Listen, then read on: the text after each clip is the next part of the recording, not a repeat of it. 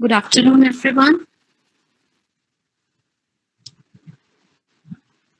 Am I audible? आवाज आ रही है आप लोगों को?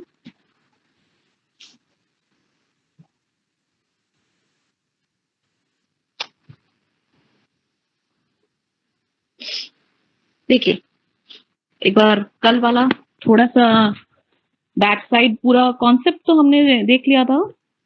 फिर जो इम्पोर्टेंट बात थी सरफासी में हमने करना था।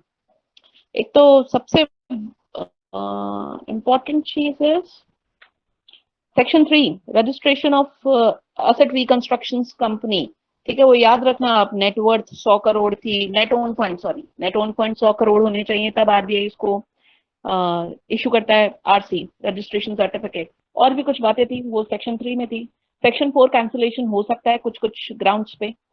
सेक्शन 5 एक्विजिशन ऑफ राइट और इंटरेस्ट इन फाइनेंशियल असेट। जो फाइनेंशियल असेट बीएफआईज के पास थी, बैंक एंड फाइनेंशियल इंस्टीट्यूशंस के पास थी, वो लेटर ऑन किसके पास चले गई है? एआरसी के पास।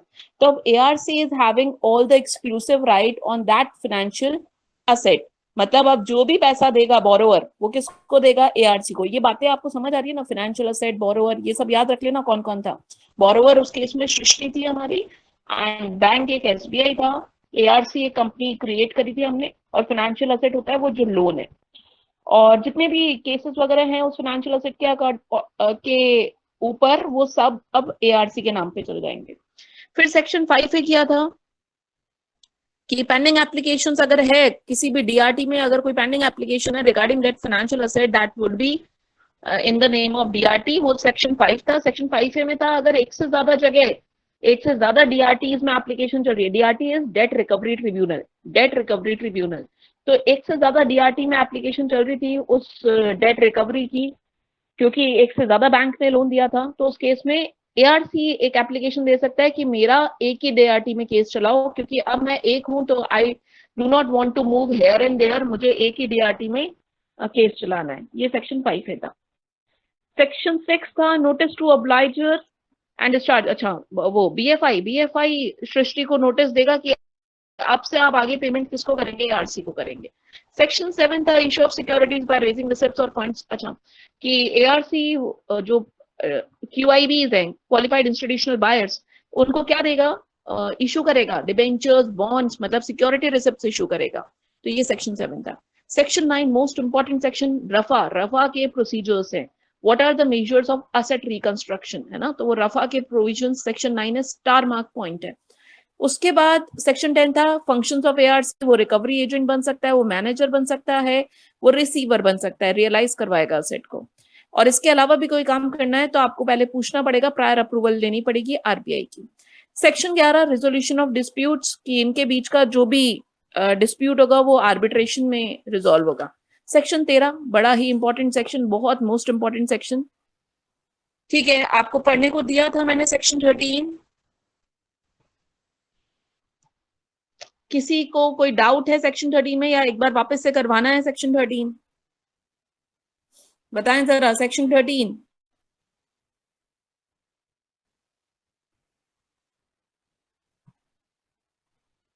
आज कौन नहीं आया यार?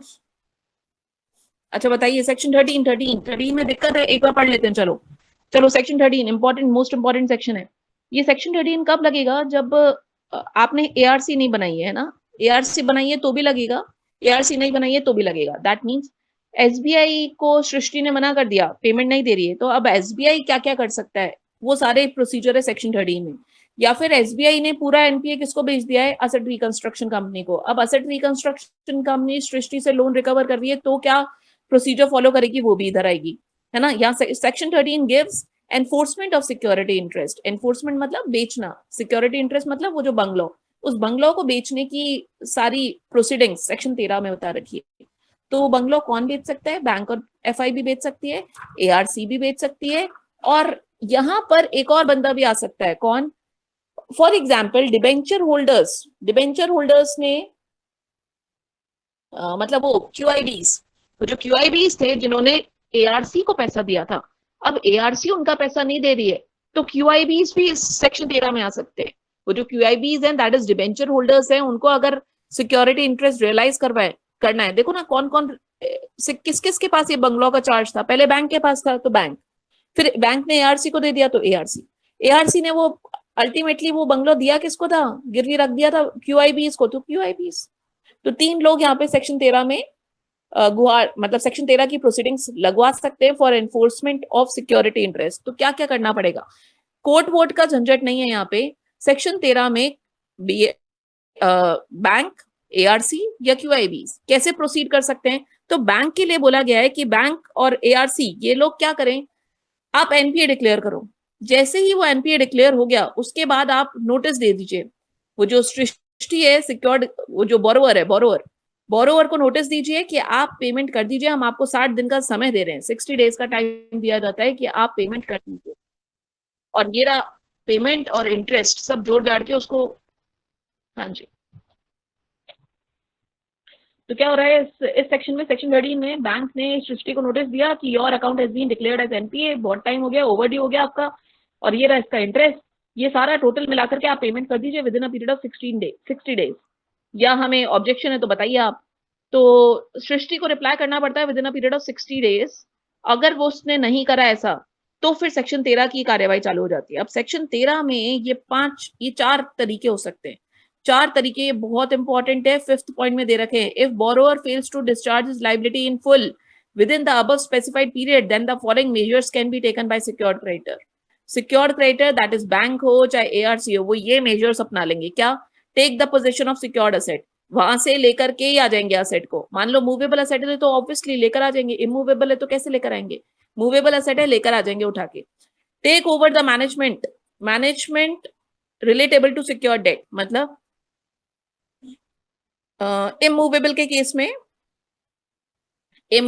केस में वहां पर अपना चार्ज, अपना मैनेजमेंट बिठा देंगे। इमूवेबल के केस में अगर प्रॉपर्टी इज इमूवेबल तो वहां पे मैनेजमेंट अपना बिठा देंगे। Appoint any person as manager to manage the secured asset, वही है, ये सेम ही बात हो गई एक तरीके से। अच्छा, सेकंड केस में टेक ओवर द मैनेजमेंट वो है, सॉरी, उसके बिजनेस को मैनेज करेंगे। सृष्टि के बिजनेस को, जो भी अभी करंट बिजनेस है, सृष्टि बोलती है कि मेरे को इस बिजनेस में प्रॉफिट नहीं हो रहा, तो फिर सिक्योर्ड क्रेडिटर बोल रहा है कि ठीक है हम मैनेज करते हैं आपके बिजनेस को। तो मैनेजमेंट वो वाला मैनेजमेंट है, उसके बिजनेस का मैनेजमेंट। और appoint any person as manager to manage the secured asset, वो अगर इमूवेबल प्रॉपर्टी है तो ऑब्वियसली आप उठा के तो ला नहीं सकते हो, तो उधर आप अपना आदमी अपॉइंट कर दोगे, पोजेशन ले लोगे एक तरीके से, तो वो थर्ड में है।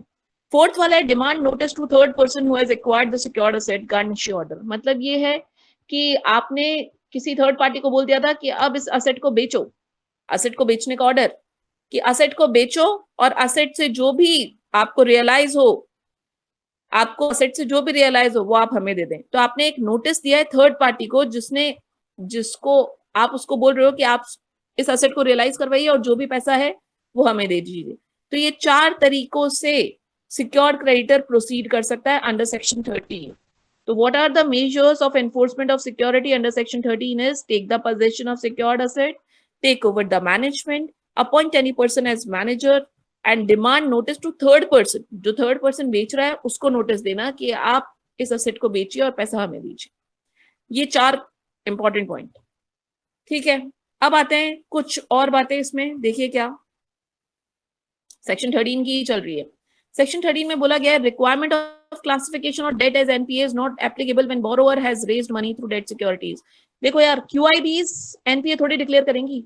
क्यूआईबीज जिन्होंने डिबेंचर्स खरीदे थे एआरसी से, है ना, और उनको पैसा दिया था, क्यूआईबी ने एआरसी को पैसा दिया था ना, तो अब एआरसी उनका पैसा नहीं लौटा रही है, तो वो थोड़ी एनपीए डिक्लेयर करेंगे। एनपीए डिक्लेयर कौन कर सकता है? केवल बैंक। एक बैंक की अथॉरिटी होती है कि वो अपने असेट्स को एनपीए डिक्लेयर कर सकता है। क्यूआईबी कैसे करेगा?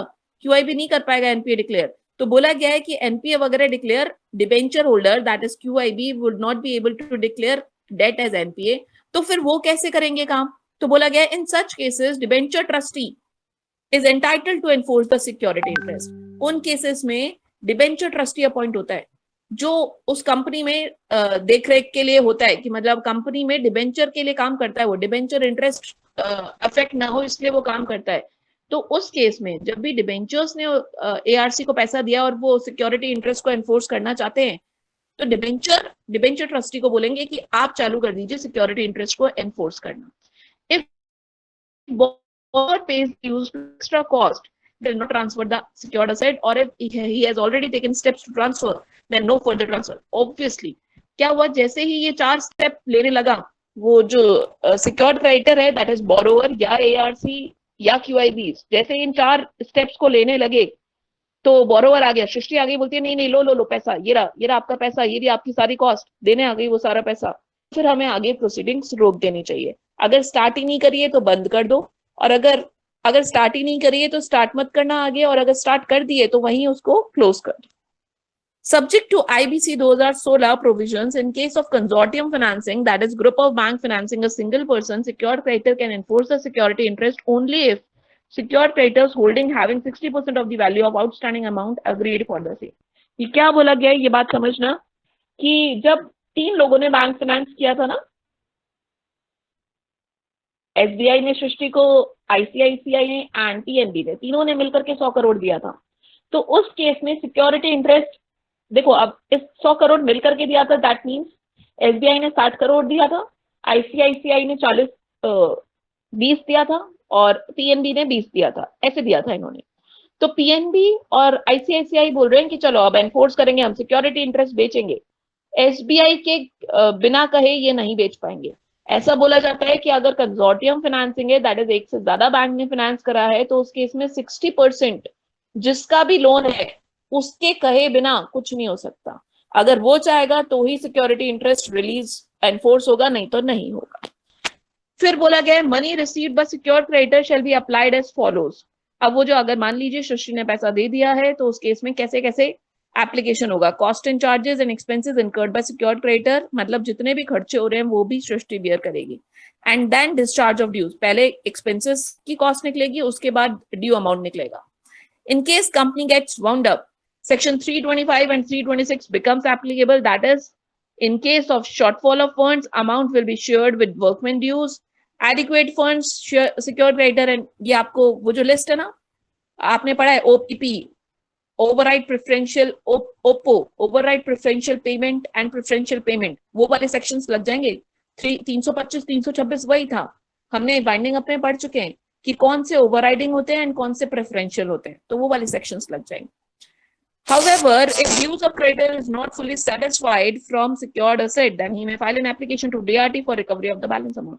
मान लो उस असेट को बेचने के बाद भी ड्यूज रिकवर नहीं होते, है ना, असेट आपने बेची, ड्यू था 100 करोड़ का, असेट 300 करोड़ की थी, लेकिन मार्केट में बेचने गए तो उसके पैसे आए हमारे पास 70 करोड़, तो अभी भी ड्यू तो बच रहा है 30 करोड़ का, तो 30 करोड़ के लिए क्या करें, डीआरटी के पास चल जाओ, डेट रिकवरी ट्रिब्यूनल के पास जाओ। अभी तक तो ये सेक्शन 13 में तो आप खुद ही कर रहे थे सारे काम, सेक्शन 13 में तो आपने किसी की हेल्प नहीं ली थी, ना कोर्ट ले नहीं सकते। सेक्शन 13 आपको अधिकार देता है, section 13 gives the right to bank, FIs, ARC कि आप रिकवर करिए जाकर के, सिक्योरिटी इंटरेस्ट आपके पास है, बंगलो है, आप बेचिए, ये काम करो, बस नोटिस प्रॉपर देना है, नोटिस जरूरी है। सृष्टि को नोटिस दिए बिना अगर आपने ये प्रोसीडिंग्स चालू कर दी तो फिर तो सृष्टि केस करेगी आपके ऊपर, ठीक है ना। तो ये सारा प्रोसीजर से होना चाहिए, और ये सेक्शन 13 है, आ जाता है बहुत बार आता है। इसके बाद एक और बात लिखी हुई है, क्या देखिए, चीफ मेट्रोपॉलिटन मजिस्ट्रेट और डिस्ट्रिक्ट मैजिस्ट्रेट,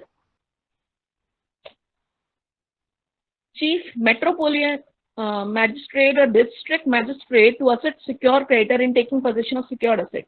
बोला गया है कि अगर मान लीजिए ये secured creditor, that means bank Srishti से वो बंगलो का पोजीशन लेने गया, है ना, बंगलो पे कब्जा करने गया, लेकिन सृष्टि ने वहां पे बाउंसर्स बिठा रखे हैं, मतलब जैसे बैंक का कोई आदमी गया तो सृष्टि के तो बहुत बड़े बड़े गुंडों से पहचान है, उसने उसको पिटवा दिया।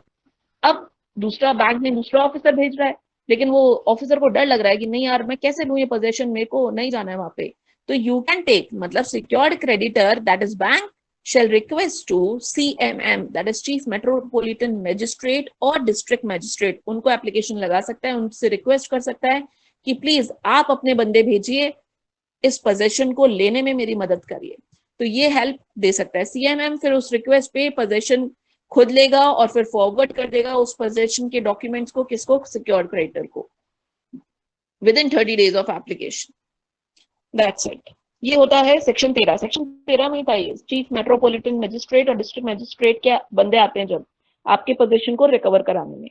That's all about section 13। Section 13 हमारा खत्म होता है। अब हम आगे चलते हैं सेक्शन 15 पे। ये सेक्शन 15 हो चुका है हमारा, manner and effect of take over of management. वो मैनेजमेंट में ही बिठा देते हैं, सृष्टि के बिजनेस में ही सिक्योर्ड क्रेडिटर ने बोला अब आपसे बिजनेस नहीं रन हो रहा, आप तो क्या है हमें चुका नहीं रहे हो पैसा, तो आपका बिजनेस हम चला लेते हैं थोड़े टाइम तक, फिर हम जितना भी प्रॉफिट रिकवर होगा उससे हम डेट, अपना डेट निकालेंगे, और उसके बाद जैसे ही डेट हमारा चुक गया तो फिर आपको दे देंगे। That is taken over of management, management को लेना। ये सेकेंड पॉइंट था एक तरीके से, है ना। सेक्शन 13 में जो 4 तरीके हैं उसमें सेकंड तरीका था ये टेकन ओवर ऑफ मैनेजमेंट। उस पर डिटेल्ड चर्चा यहाँ पर है सेक्शन 15 में, कि अगर मान लीजिए जब आप टेक ओवर करते हो मैनेजमेंट को तो एक तो पब्लिक नोटिस देना पड़ता है 2 न्यूज़पेपर में, है ना, और वो पब्लिक नोटिस डीम्ड नोटिस होगा वैकेशन ऑफ ऑफिस का, वो डायरेक्टर्स को जो पहले से सृष्टि में डायरेक्टर थे, मतलब सृष्टि कंपनी को कुछ डायरेक्टर्स चला रहे थे जिसमें सृष्टि भी चला रही थी। तो उस केस में अब secured creditor that is bank ने नोटिस दे दिया 2 न्यूज़पेपर में कि इस कंपनी का मैनेजमेंट अब हम देख रहे हैं, तो उसके लिए सारे सृष्टि के directors including Srishti will Venkat the office, ठीक है। और फिर कॉम्पनसेशन भी नहीं मांगते, याद है आपको वहां पे लॉस ऑफ ऑफिस का कॉम्पनसेशन पढ़ा था हमने डायरेक्टर्स में, कि जो भी डायरेक्टर को लॉस ऑफ ऑफिस होता है वो कॉम्पनसेशन मांग सकता है, ये तो कॉम्पनसेशन भी नहीं मांगेंगे बिकॉज डिफॉल्टर यही है। तो अगर जैसे ही टेक ओवर हो गया, थर्ड पॉइंट पढ़ रही हूं मैं, in case of taken over management will not be lawful for share holders to appoint directors, no resolution shall be passed unless approved by secured creditor. No मतलब share holder भी ineffective हो जाएंगे उस company के, share holder चाहे तो कुछ भी नहीं कर पाएंगे, शेयर होल्डर बैठ करके यूनानिमसली डिसाइड कर रहे हैं नहीं सृष्टि आएगी वापस से मैनेजमेंट में, नहीं हो पाएगा, इनइफेक्टिव, क्योंकि वहां पर अब सारा कंट्रोल किसका है, सिक्योर्ड क्रेडिटर का है। आप बोलते हो हाँ ठीक है हम मानते हैं share holders are the owners, but यहाँ पर इस केस में शेयर होल्डर्स भी ओनर नहीं रहेंगे, secured creditor will be the owner, उसके पूछे बिना पत्ता भी नहीं हिलेगा इस कंपनी का। तो यही बातें लिखी हुई है। फोर्थ पॉइंट बोलता है कि मैनेजमेंट को वापस देना पड़ेगा, मतलब जैसे ही काम हो गया आपका डेट रिकवरी हो गई है तो सिक्योर्ड क्रेडिटर वापस से सारा मैनेजमेंट सृष्टि को संभालेगा। और अगर सिक्योर्ड क्रेडिटर ने अपने डेट को इक्विटी में कन्वर्ट करा लिया था तो मैनेजमेंट वापस देने की भी जरूरत नहीं है, बिकॉज अब तो वो ओनर ही बन गया है। समझ आ रही है बात, कि भाई आपने शेयर्स ही, आपने डेट की जगह, अपने लोन की जगह वो शेयर्स ले लिए कंपनी के, तो अब तो आप शेयर होल्डर हो गए मेजर, और शेयर होल्डर हो गए दैट मींस आप तो ओनर हो गए, अब तो कंपनी आप ही चलाओ, अब तो रिस्टोर करने की भी जरूरत नहीं है, मैनेजमेंट को रिस्टोर करने की भी जरूरत नहीं है, ठीक है। तो ये 5 पॉइंट्स लगते हैं, ये भी इंपॉर्टेंट पॉइंट है सेक्शन 15। सेक्शन 17 देखिए, application against measures to recover secure debts. मतलब सेक्शन 13 में, सेक्शन 13 में सृष्टि बड़ी दुखी थी, सृष्टि को लग रहा है नोटिस नहीं दिया और बिना बात मेरी असेट रिकवर करके चला गया वो बैंक, ये क्या तरीका है, नोटिस तो देना चाहिए था 60 दिन का नोटिस, ये तो लिखा हुआ है एक्ट में। तो सृष्टि को अगर कुछ दुख है, बोरोवर को अगर कुछ प्रॉब्लम है, तो it can appeal against that order in section 17 to DRT. उस ऑर्डर के अगेंस्ट सेक्शन 13 में अगर आपको दुख है तो आप डीआरटी के पास एप्लीकेशन लगा दो within a period of 45 days from such measure. वो जो 4 तरीके लिए थे उस 4 तरीके होने के 45 दिन के अंदर आप डीआरटी, डेट रिकवरी ट्रिब्यूनल पे एप्लीकेशन लगा दीजिए। Application shall be filed before DRT within the local limits of whose jurisdiction case of action arises, where secured asset is located, branch of BFI is maintained, and account। मतलब application DRT, भाई आप मुंबई में हो, मतलब आपकी asset Mumbai में, immovable property जिसपे वो कब्जा करके बैठे हैं वो मुंबई में, और आप एप्लीकेशन लगा रहे हो डीआरटी वाली, दिल्ली वाली डीआरटी में। ऐसा नहीं होना चाहिए। डीआरटी कौन सी होनी चाहिए, उसी लोकेशन वाली जहां पर आपकी असेट है, जहां पर वो बीएफआई है और जहां पर ये काम हुआ, ठीक है। If DRT comes to a conclusion that measures taken by secured creditor is not in accordance of any law, then it may declare such measure as invalid and restore the possession of secured asset and pass such other। क्या बोला गया, देखिए बड़ा common सा point है, इसलिए मैंने आपको पढ़ने को दिया था कि अगर डीआरटी को लगता है कि ये जो सिक्योर्ड क्रेडिटर है दैट इज बैंक वगैरह ने, डिबेंचर होल्डर्स वगैरह ने बिना बात ये 4 ऑर्डर ले लिए, मतलब नोटिस प्रॉपर नहीं दिया था और कब्जा कर लिया असेट पे, तो डीआरटी वो जो आपने तरीके अपनाए हैं उनको इनवैलिड कर देगी और आपको ऑर्डर दे देगी कि दोबारा से सृष्टि के पास वो असेट दे दीजिए। एक तरीका बता रखा है आपको सेक्शन 13 में, आपने अगर उसको फॉलो नहीं करा और डीआरटी को भी लगता है कि आपने फॉलो नहीं करा, तो डीआरटी आपको बोलेगी कि आप ऐसा नहीं कर सकते हैं, वो असेट वापस कीजिए उसकी, और फिर और भी अदर डायरेक्शंस दे पाएगी। This application shall be dealt with the DRT as expeditiously as possible and disposed of within 60 days. भाई DRT भी एकदम अलर्ट, मतलब बहुत जल्दी डिस्पोज ऑफ करनी है। डीआरटी के ऊपर है टाइमलाइन, 60 दिन के अंदर इस एप्लीकेशन को डिस्पोज ऑफ कर दो। डीआरटी को बोला गया है कि डीआरटी आप 60 डेज के अंदर अंदर ये एप्लीकेशन डिस्पोज ऑफ कीजिए, जो भी डिसीजन लेना है डिसीजन लीजिए। मतलब या तो सृष्टि की सुनिए तो वो सुनिए, नहीं तो आप हमारे अगेंस्ट ऑर्डर दीजिए, जैसा भी है। आगे बोला है ये पीरियड एक्सटेंड हो जाएगा अगर आप रीजंस इन रिकॉर्डिंग राइटिंग देते हैं, लेकिन 4 महीने से ज्यादा नहीं। shall not exceed 4 months from the date of application। 4 months मतलब 60 दिन तो पहले हो गए थे, तो 2 महीना और मानो, है ना। तो 4 महीने, टोटल 4 महीने मिल सकते हैं, मतलब 60 डेज और एक्सटेंशन मिल सकता है, लेकिन राइटिंग में रीजन देना पड़ेगा डीआरटी को। Any party may make an application to DRAT for directing DRT for expeditious disposal of the application and DRT shall make an order for the same। अच्छा, अगर DRT बहुत स्लो है order देने में, slow मतलब बहुत ही ढीली एक काम कर रही है, पता नहीं चल ही नहीं रहा प्रोसीडिंग्स, तो कोई भी बंदा या तो बैंक या सृष्टि कोई भी एप्लीकेशन दे सकता है DRAT को, डेट रिकवरी एपिलेट ट्रिब्यूनल। अब एपिलेट ट्रिब्यूनल को दे सकता है कि प्लीज आप ऑर्डर दीजिए DRT को कि इस मैटर को जल्दी से जल्दी सुलझाए। फिर आता है 17A, making of application to court of district जज इन सर्टेन केसेस। ये जनरली जम्मू एंड कश्मीर वाले स्टेट के लिए है, बिकॉज वहां पे डीआरटी नहीं है। जम्मू एंड कश्मीर में आज भी डीआरटी नहीं है, डीआरएटी नहीं है, डेट रिकवरी ट्रिब्यूनल नहीं है, डेट रिकवरी एपिलेट ट्रिब्यूनल नहीं है। तो उधर उस केस में कहाँ जाएंगे, तो आप चले जाइए डिस्ट्रिक्ट जज के पास, डिस्ट्रिक्ट कोर्ट में। In case of borrower residing in the state of Jammu and Kashmir, application under section 17 shall be made to court of district judge। ये हो गया सेक्शन 17A। फिर सेक्शन 18, डीआरटी के ऑर्डर से भी दुखी है। आपने डीआरटी ने आपको ऑर्डर दिया, अब मान लो बैंक दुखी है या बोरोवर दुखी है। मान लो बोरोवर के अगेंस्ट आया था तो बोरोवर करेगा एप्लीकेशन, बैंक के अगेंस्ट आया था तो बैंक करेगा एप्लीकेशन। मतलब आप डीआरटी के ऑर्डर से असंतुष्ट हैं तो you can make an application further appeal to DRAT, और उसका टाइम है 30 दिन।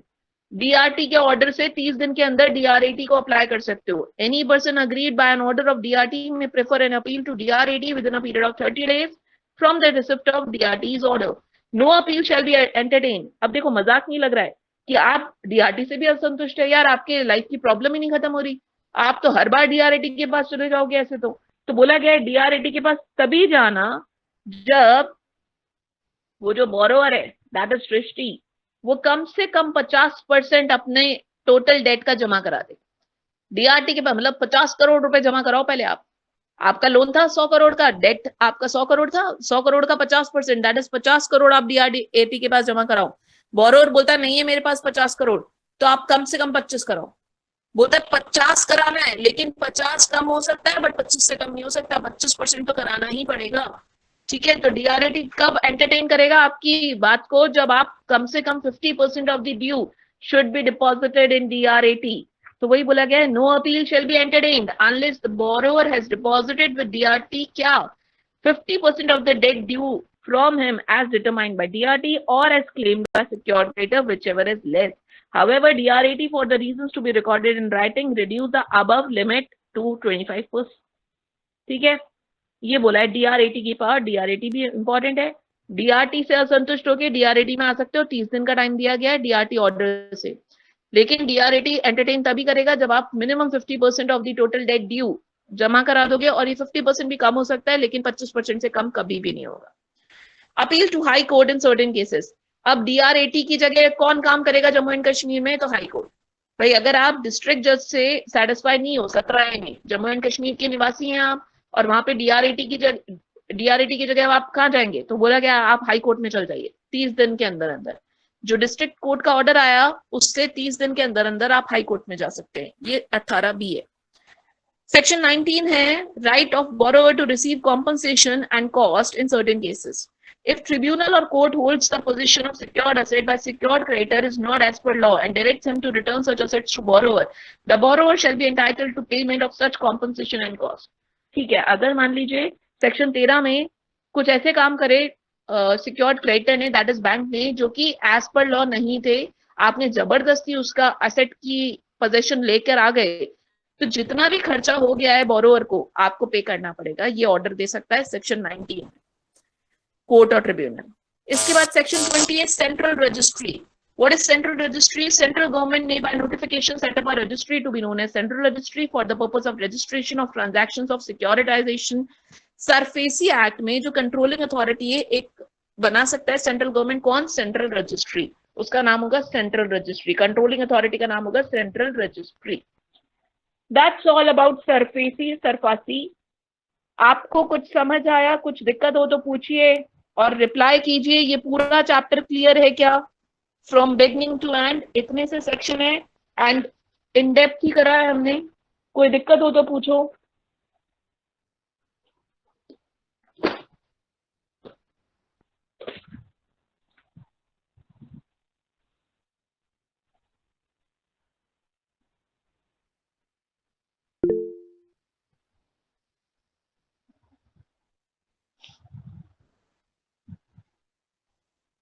और देख लो एक बार, फटाफट से 5 मिनट में स्क्रॉल करो, कुछ भी प्रॉब्लम हो तो पूछो। एक बार मैं मॉड्यूल देख लेती हूँ, कुछ रह गया क्या।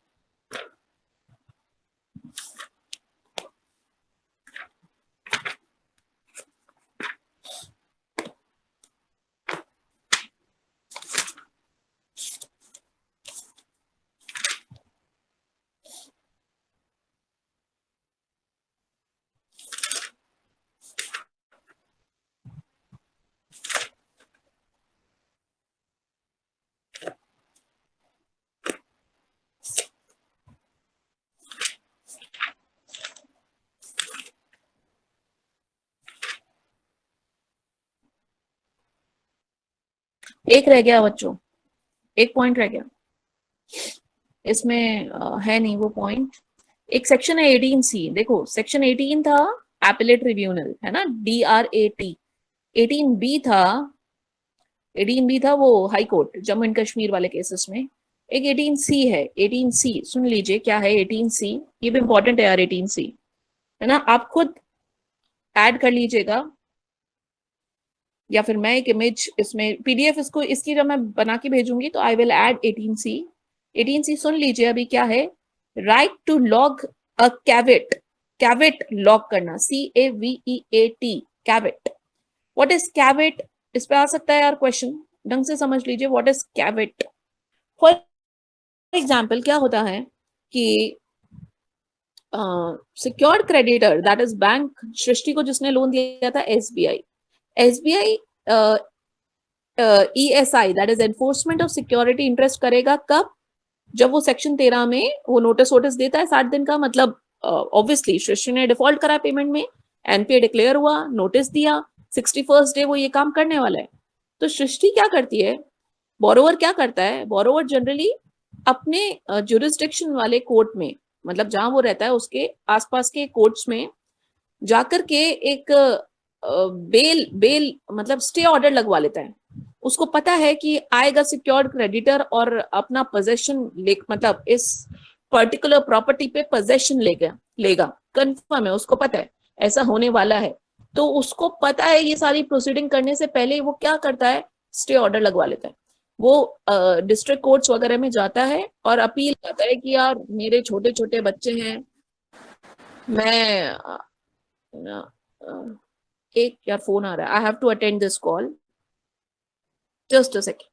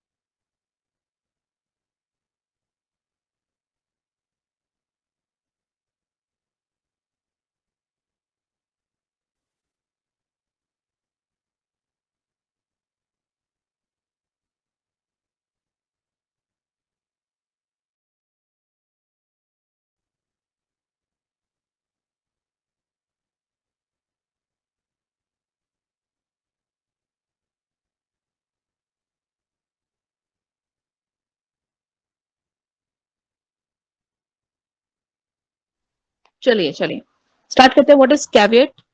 तो कैविएट क्या होता है? सृष्टि को पता है, बोरोवर को पता होता है कि creditor surely, bank surely 61st day आकर के उससे वो पोजीशन लेकर जाएगा, जो भी असेट गिरवी रखी है उसका. तो सृष्टि क्या करती है, अपने आसपास के कोर्ट में जाकर के एक स्टे ऑर्डर लगवा लेती है. यही बोलते हैं, बोरोवर यही बोलता है कि देखो अभी बहुत कंडीशन खराब है, एक ही घर है रहने को, वो भी वो ले जाएंगे तो क्या होगा. तो ऐसा स्टे ऑर्डर, मतलब on some application, on some request, they request to the other courts कि आप स्टे लगा दो, उनको मना कर दो अभी कि वो ऐसा पोजेशन नहीं ले. तो ऐसा ग्रांट मिल जाता है जनरली कोर्ट से. तो अब आजकल सिक्योर्ड क्रेडिटर्स को ये पता है कि ऐसा कर सकता है बोरोवर. सिक्योर्ड क्रेडिटर को, दैट इज बैंक को पता है कि वो स्टे ऑर्डर लगवा देगा. अब स्टे ऑर्डर के केस में पता है बैंक प्रोसीड नहीं कर पाएगी, अपनी कोई से भी प्रोसीडिंग नहीं चल सकती है. स्टे ऑर्डर चलता रहता है सालों साल और फिर वही काम.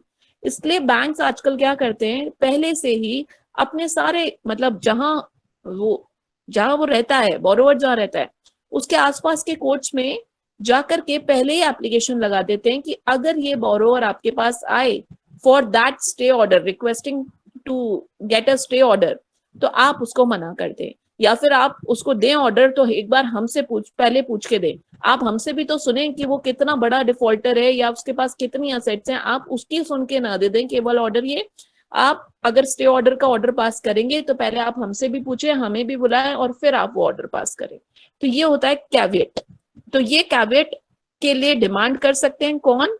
बैंक्स वगैरह कैविएट के लिए डिमांड कर सकते हैं. किसको? जहां पर भी वो रहता है, वो बोरोवर रहता है उसके आसपास के कोर्ट्स में. तो बोला गया है, जैसे मैं रीड कर देती हूँ कंटेंट मॉड्यूल में से, मैं रीड कर रही हूँ 372 पेज पे है कि section 18C of the act deals with right to log a caveat. It is stated that where an application or an appeal is expected to be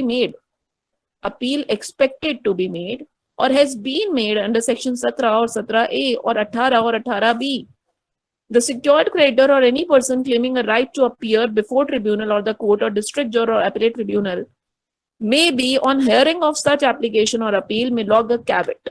ये बोला गया है. आप सिंपल लैंग्वेज में आप ये लिख सकते हैं कि बैंक्स वगैरह they can log a caveat to appellate tribunal, to district courts, to DRTs, to other district courts कि अगर आपके पास बोरोवर आता है to file an application for stay order, तो आप हमसे पहले पूछे बिना ये स्टे ऑर्डर का ऑर्डर ना दे. ये होता है caveat. That's all about SARFAESI. SARFAESI खत्म होता है यहाँ पे. आई थिंक हमें नया एक्ट अभी चालू कर देना चाहिए. व्हाट यू से?